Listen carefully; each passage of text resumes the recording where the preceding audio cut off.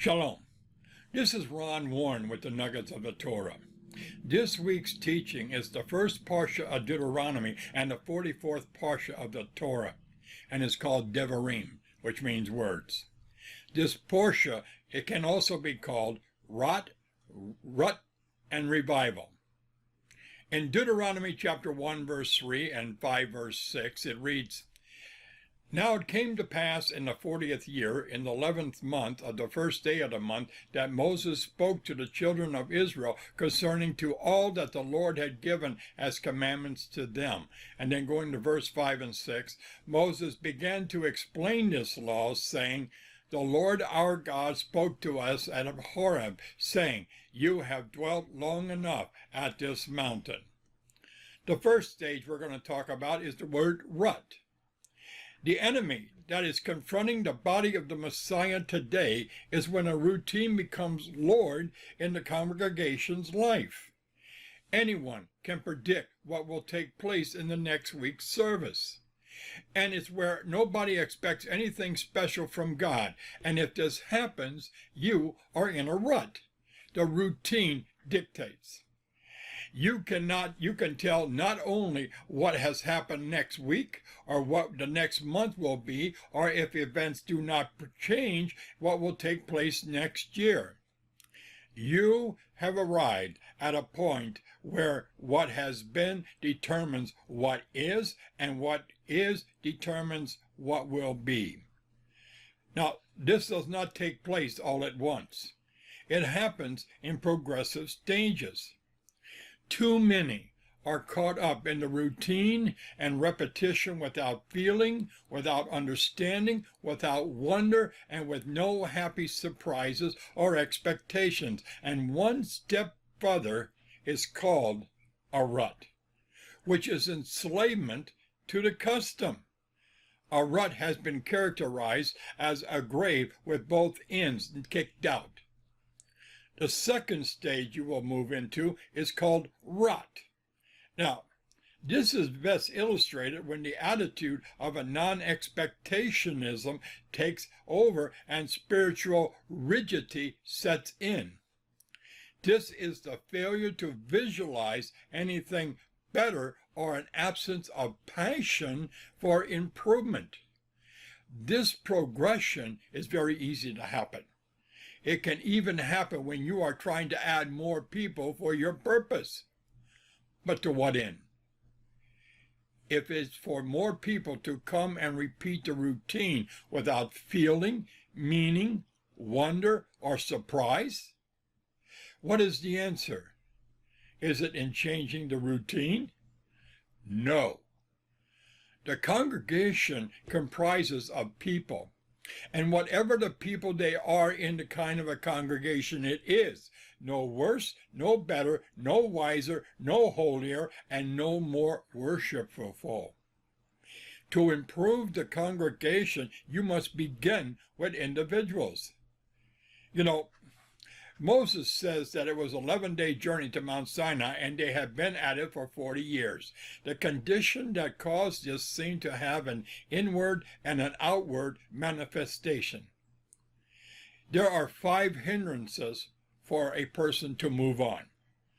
Now, the first hindrance is your comfort. The greatest hindrance of moving to are the concerns for our comfort. And for 11 months, Israel were camped and lived at the foot of Mount Sinai and allowed the people to settle into a life of ease. They have grown accustomed to their surroundings. Life was good. In Amos chapter 6, verses 4 to 6, the prophet speaks of the nation of Israel, a nation that had become at ease and had no intention of being otherwise. He took them to task at being at ease in Zion. And if that is true of Israel, how much more is it of us today? The second hindrance is that of fear. Fear is the unknown, is the greatest fear of all. Often, our problem is when we rather hold on to what we have than trust in our future to God. Why? We have a hard time giving up the controls of our lives. But God says, you have dwelt long enough at this mountain. The third hindrance is living in the past. It's our tendency to want to be there. The past, both good and bad, keeps us stuck in the present. And if we fail in the past, then we're going to allow the past to tell us what we can and cannot be. We allow the past to destroy what God has for us in the present. But God says, you have dwelt long enough at this mountain. The fourth hindrance is the element of glorifying the past. And what it does is it gets us greater into our imaginations. Israel, like many of us, long for the good old days. But when you really consider the good old days, how many of us will really want to go back? In the good old days, things could be also rough. How many grew up in homes that did not have central heat or air conditioning? I did. Staying in the past, good or bad, is not worth the risk of God moving on without you. God says, you have dwelt long enough at this mountain. Our fifth hindrance is maintaining failure attitudes. And these attitudes have caused us to fail before. The children of Israel were only 3 days out of Egypt when people started to complain. And 40 years later, they're still complaining. They allowed a critical spirit to stall out their spiritual growth. Their love for the truth became deprived, and their praise turned into pity parties. Strife, bickering over the small things, majoring on minors while the minors became the majors, settling for mediocrity and staleness, all take center stage when a congregation gets sidetracked by a critical spirit. God says, you have dwelt long enough at this mountain. You know, sometimes the things appearing dangerous are less hazardous than a safe-looking alternative. I, for one, refuse to fly in a commercial airline, preferring rather to travel by an automobile. Yet I know that the statistics says that traveling by commercial airline is 30 times safer than transportation by car. In the same way, following Yeshua into a new adventure may seem perilous, but in reality, it is the safest way to travel through life. The second step or third step was to take your journey, and that is revival. God had said, you have been at this mountain long enough. And now he says in the next verse, Deuteronomy chapter 1, verse 7, turn and take your journey and go. You know, if you have been a believer for any length of time, it should prepare you for battle and ready for the service of his kingdom. And what are we being told to do? We, like the children of Israel, are to possess the land.